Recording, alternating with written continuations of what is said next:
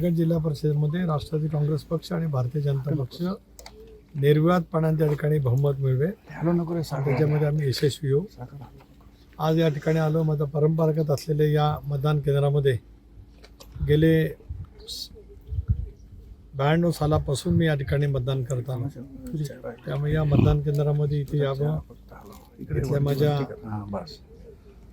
भूमीचा स्पर्श त्या ठिकाणी करावा आणि राजकारणामध्ये जी काही वाटचाल करत असतो त्या वाटचालीमध्ये माझ्या या जन्मभूमी आणि कर्मभूमीचं योगदान नेहमीच मोठं राहिलेलं आहे आणि त्याच भूमिकेतून मी आणि माझं कुटुंबीय नेहमीच या ठिकाणी मतदानाला येत असतो. मला संबंध जिल्ह्यामधलं वातावरण या 3 दिवसामध्ये मी फिरलो. राज्याचे नेते अजितदादा यांच्या दुःखद निधनाच्या नंतर 5 दिवस मी शोधून होतो, पण गेल्या 3 दिवसामध्ये जिल्हा पूर्णपणाने ढवळून काढला. कर्जत खालापूर असेल, अलिबाग असेल, मुरुड असेल, शिवधर, बसाळा, माणगाव, वा असेल, महाड असेल, या सगळ्या परिसरामध्ये जाऊन तिथल्या कार्यकर्त्यांची उमेद, ताकद, शक्ती आणि मग आम्ही ज्या युतीतून लढतो त्याच्याबद्दलचं जनमानसातलं मत अधिक वाढवण्याच्या दृष्टीतून प्रयत्न केले. एक बाब असे आहे की राष्ट्रवादी काँग्रेस पक्ष आणि भारतीय जनता पक्ष निवडणूक एकत्रितपणाने लढवत आहे. निर्विवादपणाने आमचं स्पष्टपणाचं बहुमत हे परवाच्या दिवशी दुपारी याच वेळेला, याच्या अगोदरच निकाल लागलेला आपल्याला पाहायला मिळेल. त्यावेळेला त्या संदर्भातला निर्णय लगेच होईलच. डॉक्टर बाबासाहेब आंबेडकरांनी दिलेल्या संविधानामध्ये प्रत्येक राजकीय पक्षाला आपापलं मत मांडण्याचा नक्कीच त्या ठिकाणी अधिकार असतो.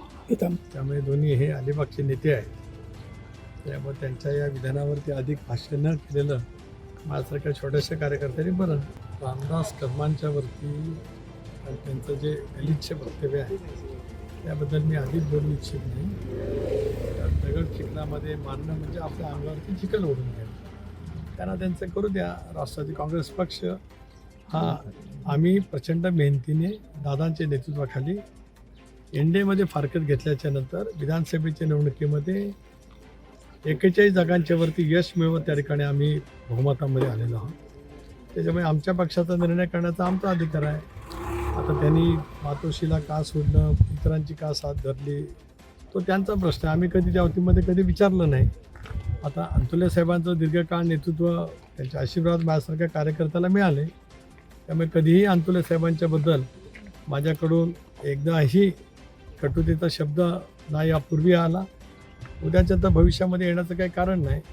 पण आमची संस्कृती ही वडीलधाऱ्यांचा आदर, जनमानसामध्ये काम करत असतानाच प्रत्येक सर्वसामान्य माणसाचा योग्य तो आदर, हे गेल्या 45 वर्षाची माझी राजकीय आयुष्याची शिदोरी असल्यामुळे कोण काय बोलतं याच्याकडे मी फारसं लक्ष देत नाही. एवढ्यासाठीच जनतेचं पूर्णपणाचं पाठबळ गेल्या या माझ्या राजकीय वाटचालीमध्ये पूर्णपणाचं त्या ठिकाणी मिळालेलं. विनाकारण आपण वेगवेगळा संदर्भ लावणं अयोग्य आहे. रोज संध्याकाळी संबंध पवार परिवार ज्या वेळेला सांत्वनासाठी सगळी जनता त्या ठिकाणी येत असते, राज्याच्या देशाच्या कानाकोपर्यंत असतात, त्यावेळेला ते संध्याकाळच्या वेळेला त्या ठिकाणी असतात आणि परिवारामध्ये चर्चा होणं त्याच्यामध्ये गैर वाटायचं काही कारण नाही.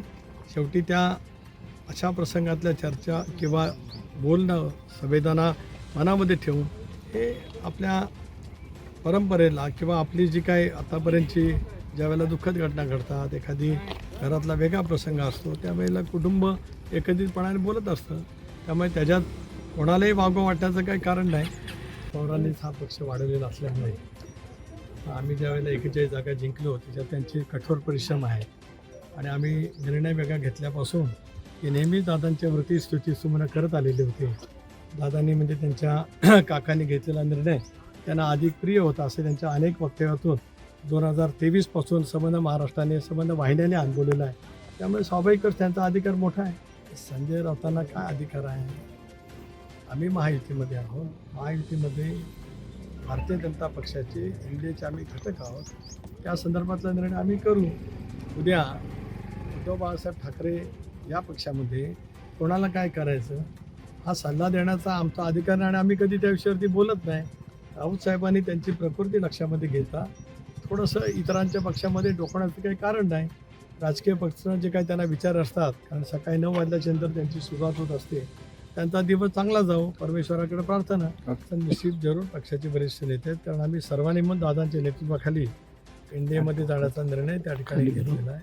शेवटी या विषयाची चर्चा आम्ही सफलपणाने करू. 10 तारखेला मुंबईला मंत्रिमंडळाची बैठक आहे, त्यावेळेला उपमुख्यमंत्री म्हणून वहिनी त्या ठिकाणी घेतील. त्याच्यानंतर आम्ही या विषयावरती चर्चा नक्कीच त्या ठिकाणी करू.